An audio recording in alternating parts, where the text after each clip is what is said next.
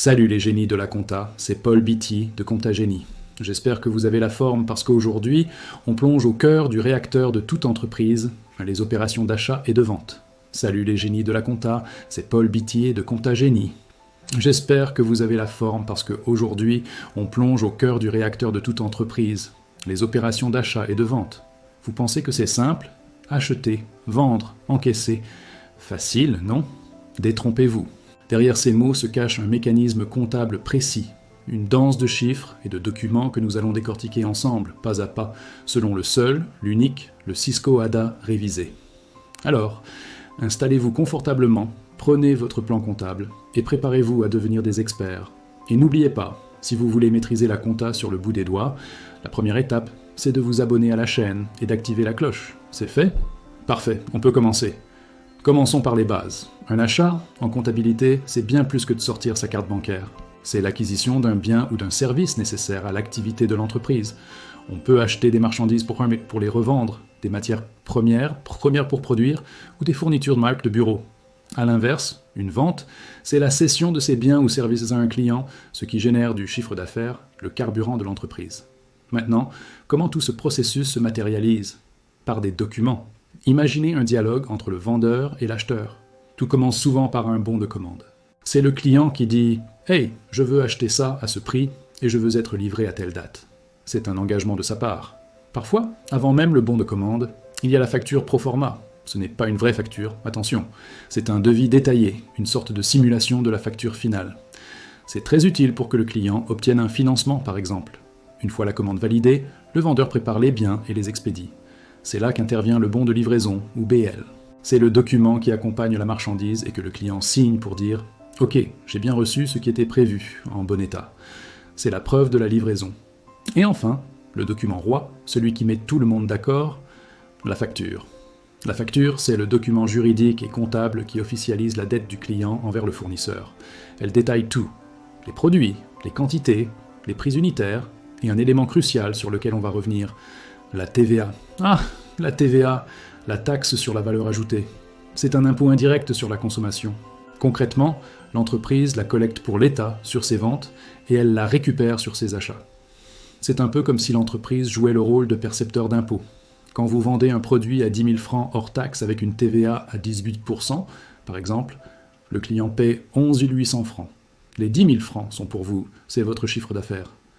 Les 1 800 francs de TVA, ils ne vous appartiennent pas, vous les gardez temporairement pour les reverser à l'État. C'est la TVA collectée. Inversement, quand vous achetez une matière première à 5 000 francs hors taxe, soit 5 900 francs TTC, les 900 francs de TVA que vous avez payés, l'État vous autorise à les récupérer. C'est la TVA déductible. La gestion de la TVA, c'est donc simple en théorie. Chaque mois ou chaque trimestre, on calcule la différence TVA collectée moins TVA déductible. Si le résultat est positif, on verse la différence à l'État.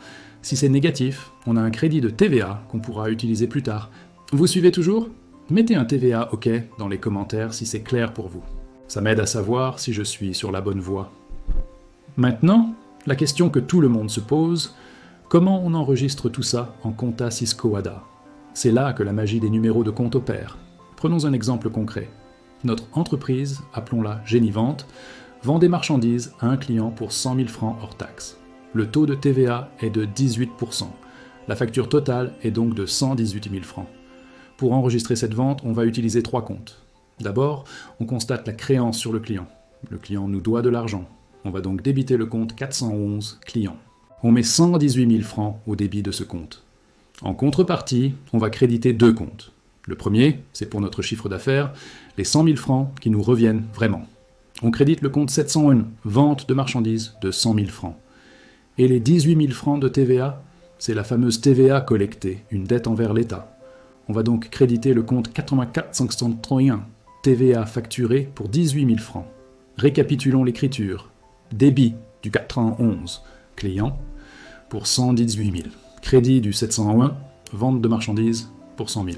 Et crédit du 491, TVA facturée pour 18 000. Le principe de la partie double est respecté, total débit égal, total crédit. C'est beau la compta, non? Maintenant, passons de l'autre côté du miroir, l'achat.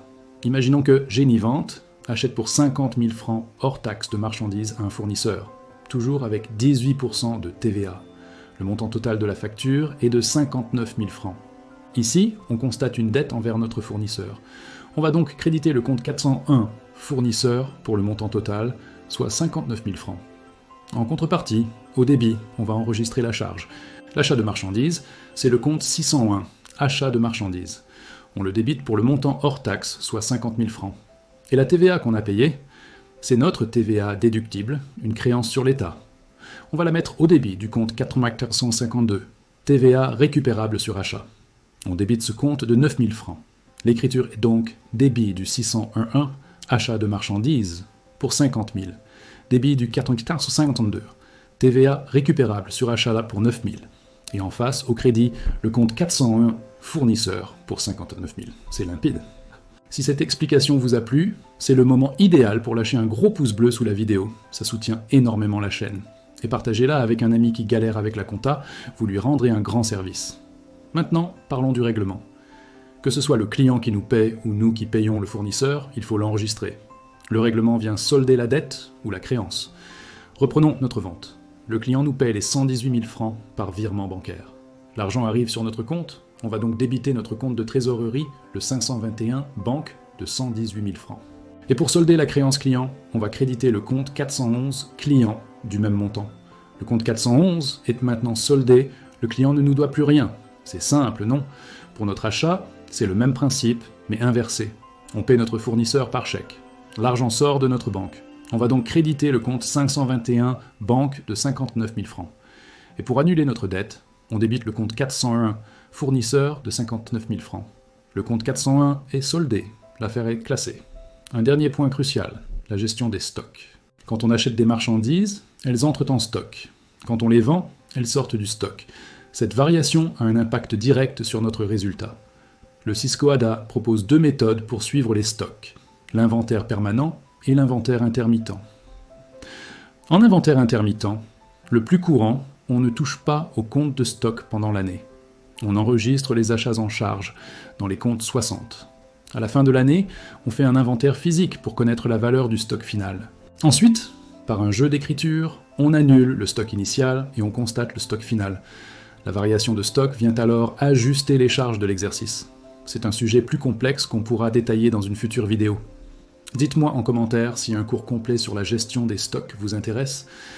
En résumé, le cycle achat-vente est une chorégraphie comptable parfaitement orchestrée par le Cisco ADA.